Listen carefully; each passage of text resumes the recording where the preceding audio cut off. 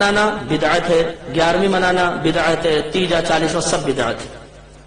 What is بدعت؟ بدعت کہتے ہیں نئی چیز کو۔ اس کی تعریفیں آپ کو مختلف ملیں گی، لیکن میں وہ آپ کو تعریف بتا رہا ہوں جو واقعی یہ تعریف ایتھینٹک ہے اور ماننی چاہیے۔ نبی کریم صلی اللہ علیہ وسلم کے دور مبارکہ کے بعد دین میں یا دنیا میں جو بھی نیا کام پیدا ہوا اس کا نام بدعت ہوتا ہے، اور ہر بدعت بری نہیں ہوتی۔ اگر نبی کریم کے زمانے اقدس کے بعد کوئی کام نیا پیدا ہوا چاہے دین میں دنیا میں اور قرآن و حدیث کے خلاف ہے تو وہ بدعت سیئہ کہلائے گا، بری بدعت، اور یہ جہنم میں ہے۔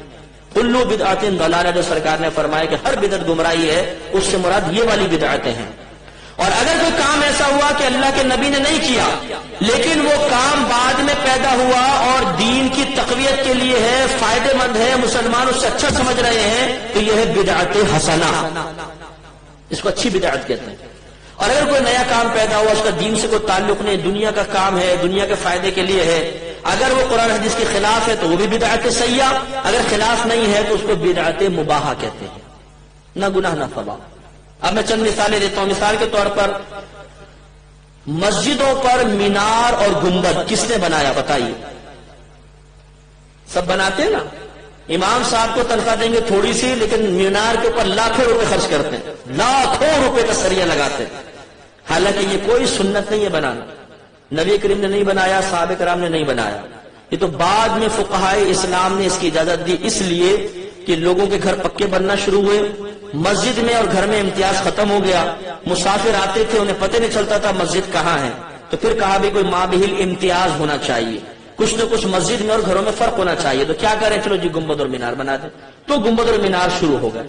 اب بتائیے اگر یہ بدعت ہے تو ہر مکتبہ فکر کی مسجد پہ گنبد اور مینار نظر آئے گا، وہاں جا کے بدعت کا فتویٰ کیوں دم توڑ دیتا ہے؟ محراب نبی کریم کے دور میں نہیں تھی، سیدھی دیوار ہوا کرتی تھی، بالکل سیدھی دیوار، صحابہ کرام کے دور میں سیدھی دیوار ہے، یہ تو تبع تابعین کے دور میں جا کے کہیں محراب بننا شروع ہوئی۔ محراب کیوں بناتے ہیں؟ ہر مسجد میں محراب آپ کو نظر آئے گی، کسی بھی مکتبہ فکر کی وہ محراب نظر آئے گی۔ کیوں؟ جماعت کے لیے ٹائم فکس کرنا، ظہر اتنے بجے ہوگی، عصر اتنے بجے ہوگی، مغرب اتنے بجے ہوگی، عشاء اتنے بجے ہوگی، نہ سرکار نے کبھی فکس کیا نہ صحابہ کرام نے، جب جمع ہو گئے نماز پڑھا دی، کوئی ٹائم فکس نہیں ہوتا تھا۔ آج ہر مکتبہ فکر کی مسجد کے اندر جماعت کا ٹائم فکس ہے، اتنے بجے ہوگی، اتنے باقاعدہ اعلان کرتے ہیں، یہ بدعت نظر کیوں نہیں آتی؟ تو معلوم ہوا ہر بدعت بری نہیں ہے۔ پھر قرآن کے آپ دیکھ لیں، اعراب زبردیر پیش، صحابہ کرام کے دور میں شاید آپ